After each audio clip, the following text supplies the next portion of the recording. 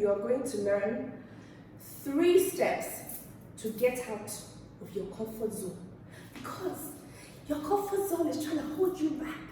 Your comfort zone is saying, come my darling, let's be cozy right here. But you know, I hope you do, that your comfort zone is not going to give you a life of wealth and happiness and joy. Comfort zone is boring, and sometimes it's a struggle to get out because you're used to it.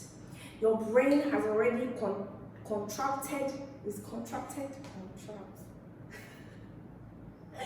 Your brain has already structured itself to be used to that space.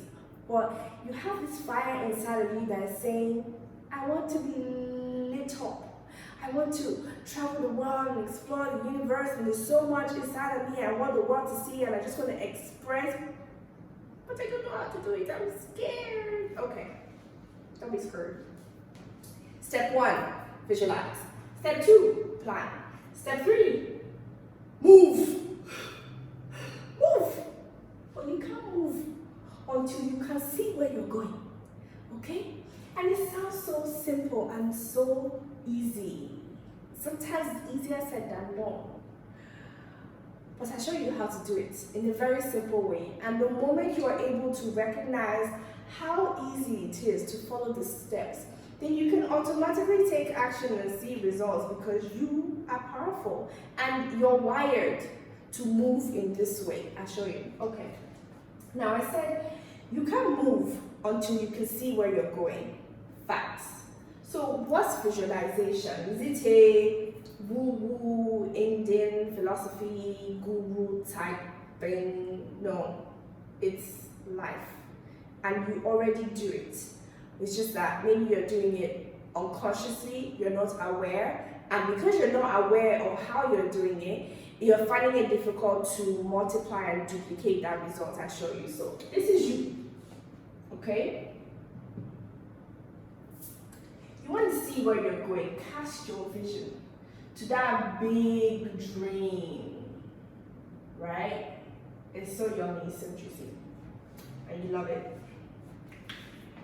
What you're visualizing isn't just the pictures, you know, it's not just the trips, the people, places, things. Those are thoughts, and those thoughts are electric. They cause a charge, right? They cause a charge, like when you charge your phone. But you see, when you charge your phone and your phone is at 100%, it's still useless if you don't actually grab the phone, take it, and start to press the buttons and make it do things that you want it to do. That is where your planning comes in. But we're still visualizing here. When you're visualizing, what is the objective of visualizing? The objective of visualizing is to feel the feelings. Feel it, feel everything, feel it. When you feel it, what you're doing is you are creating a chemical reaction in your body. And so your brain doesn't recognize the difference between imagination, a simulation, and actual physical reality. So what happens is that you are tricking your brain to think and believe that it's already doing the thing that you want to do. It's already being the person that you want to be 10 years, 20 years from now. You're tricking your brain to be that person now. So it's not a new thing. It's not an odd thing. It's not a different thing. Your brain is already becoming that person. You're creating the chemical wiring. You are creating the mental blueprint. You are creating, because you know, creation happens twice. First in the mental plane, and then in the physical reality. If you haven't fully created it, where you can see the end from the beginning, right? You can move like God because we've been created in His image. If you haven't seen the end from the beginning so that you can see that it is good and create it now, then it's not going to happen though. You're just going to be stuck. You'll be saying, I'll do it tomorrow, I'll do it tomorrow, and tomorrow never comes. We don't want to do that. It's a disgusting loop, because it's unbecoming of who we are as heirs of the kingdom, okay? So your visualization, the objective is to feel the feeling. Now, when you're thinking about your future, you want it, but then you find that when you're thinking about it, there's fear. It means that what you desire, your desires, is clashing with your beliefs. So, classic. Rich people are snobs. Rich people are arrogant. Rich people are liars. Rich people are thieves. Yet, you want to live a baby girl lifestyle. You want to travel the world. This is not money you're going to use. I get to use your breast to pay for it. But you believe that rich people are arrogant, they're thieves, they're snobs. That means that you cannot be rich because you're saying that you are arrogant, you're a snob, you're a liar, you're a thief. So when it's time to take action, you start to self-sabotage because your belief is that rich people are lying, thieving snobs. So that's a belief, and you have a blockage, right? You want to move, you want to go, but then there's a giant wall, and the wall is your beliefs. So what you want to do is to change that belief. Once you change that belief about your perception of wealthy people, then that block comes tumbling down, and then you're able to take powerful positive action towards the success that you want. You get it now? Okay, so that is the contraption of visualization. It's very simple, you can do it. Now, you visualize, and it's so big, it's so huge, you need people, right? It's so big, you want to be the next Amazon, but you cannot move like Amazon, that is the big Amazon now, because it's still you in your house, or maybe it's you and just your family, and you're only getting by, and you don't have all the resources. So what you want to do is plan. And in your planning, that's why I created the Boss Money Planner and the Boss Money Weekly Planner, to help you plan this giant, big dream of yours that's so juicy and you can't wait to become it now. How you plan this out is that you make sure that your foundation, so you want to build a house, your foundation must be strong and sturdy, and your foundation is based on your vision. If your vision is a 150-story building, you know how deep and how strong your foundation will be. If your dream is a 2-story building that just wants to be all right, you know how deep your foundation will be. That's why before you plan and before you build, you must visualize, because your foundation is dependent on the content of your thoughts, your visualization, your dreams. So this foundation over here, this is your base, this is your root, this is your grounding. It's very vital that you get your foundation and your grounding right, because life works like this. This is you at the beginning. This is life, yeah? It goes up and down and up and down and up and down and up and down. It's crazy. It looks like a cryptocurrency chart, right? Because it mimics life. It's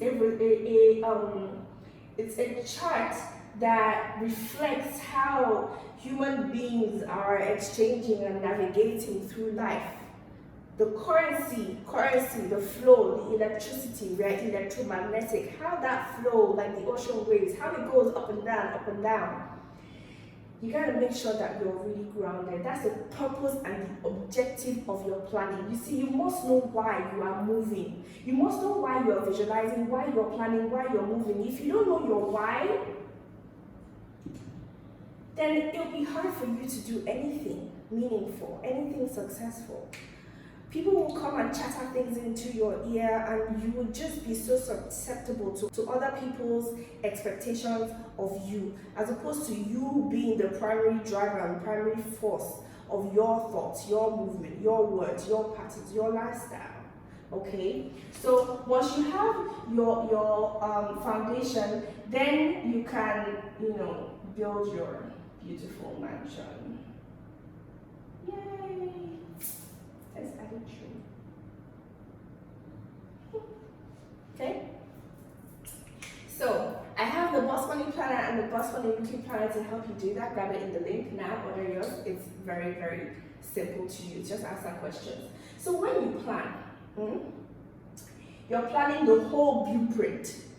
And the blueprint will show you where to start with, how to break down your plan into phases. Phase 1, phase 2, phase 3. Because you can't possibly try, it doesn't make sense that you are building your roof, your windows, your interior, and your foundation at the same time. It's in stages. You can't do your roof before you do your foundation. Well, how does that even make any sense? So that is the purpose of your planning. So you know what step comes first, what step comes next, when it's time for you to modify, because as you move, things will happen up and down that will cause you to change elements of your plan, not the whole plan, elements of your plan. The blueprint will show you where to change. When you build a house and you want to move a wall, because you have a blueprint, you can see how you can move the wall, the effect of moving that wall. Is it even a wall that you need to move in the first place? If you need to insert a window, you can see from the blueprint where you need to insert the window. If the width, the dimension of the window. That is the whole purpose of a plan. You need a plan. Now that you've visualized, you've planned, it's time to go. In your going, life is in levels. It's in cycles. It goes like this. Life is in degrees. It's in cycles, okay? And there's nothing new under the sun. So don't think that any plan or thing that you have visualized is so different. Oh my God. No, it's not. It's happening to a lesser or higher degree in another space, in another dimension, depending on your perspective. So when you want to move with this understanding that this is life, and you can calculate this using the Fibonacci sequence, right? When you are moving, you're not going to start from here. You start from here, inside. Right here, this is you. You start from inside. You start from level 1, and then you go up. Some of you will say, oh, I want to do the biggest, hardest thing first so that I can get it out of the way. You're deceiving yourself. Because the thought of the biggest, hardest thing first is you're already tired. You're already just like, oh, it's so hard. You're giving yourself a pattern of difficulty, and that is not sustainable. You're going to burn out. You want to start with the simplest, easiest, fastest thing that you can accomplish now. What you are doing is you are creating a foundation, a pattern of success, so that every day you're successful, because you're taking tiny little daily tasks every day and you're completing them. You are showing to yourself and creating a pattern in your brain that when you start something, you complete it. You're creating a pattern within yourself that you are able to break down complex tasks into simple, achievable daily tasks. You are creating a pattern of success, a pattern of champions, a pattern of victory. When you start small. Some of you will say that, oh, if it looks so easy, too easy, that means I shouldn't do it. Jesus has died. He said it has finished. Why do you have to come and make things so difficult and hard for yourself already? There are already entities, vampires, scavengers, leeches out there that are ready to suck your blood and make life difficult for you. Why must you make your own life difficult for yourself? You know, there's no need for that. It's unnecessary. You can start small, and you can start and it can be easy. This idea that success must be hard is by sweat. It's a cursed life. That's when God cursed Adam and said you must till of the earth before you eat. But hello, Jesus has come. He has died. He said he has risen. He said it is finished. And so now all we have to do is have the mind of Christ so that we can be fruitful and multiply. Jesus did not try to change the world. He died for the world, but he didn't try to change the whole world by influencing every single soul. No. He called 12 people. Just 12. And these 12 did the work. Jesus was not a Christian. These 12 established that. Okay? So you want to move like that. It's the pattern of success. It's the universal pattern of success. The moment you take the first small, easy step, you create chemical reactions in your body and you give yourself a dose of dose. What's dose? Dopamine, oxytocin,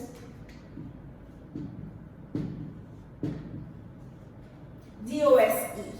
Dopamine, oxytocin, serotonin, and endorphins. These are the feel-good enzymes. You see your emotions, joy, excitement, all that feel-good feelings. It's a chemical reaction that can be triggered to happen, manipulated to happen. You can do it yourself. When you take small feel-good steps, you start to feel good, you're excited, and what happens? You want to do it again because in the end, everybody just wants to be happy. That's it. You want to travel, you want to meet new people, you want to explore the world, you want to share your gifts. Why? Because it makes you happy. So why make things difficult for yourself? There's no need for that. Just do the smallest, easiest thing. It registers in your body, and then you just do it again and again and again and again. And because it's so small and it's so easy, it's easy to do. You can do it. Even when you're tired, you can talk yourself into doing it because it's so simple.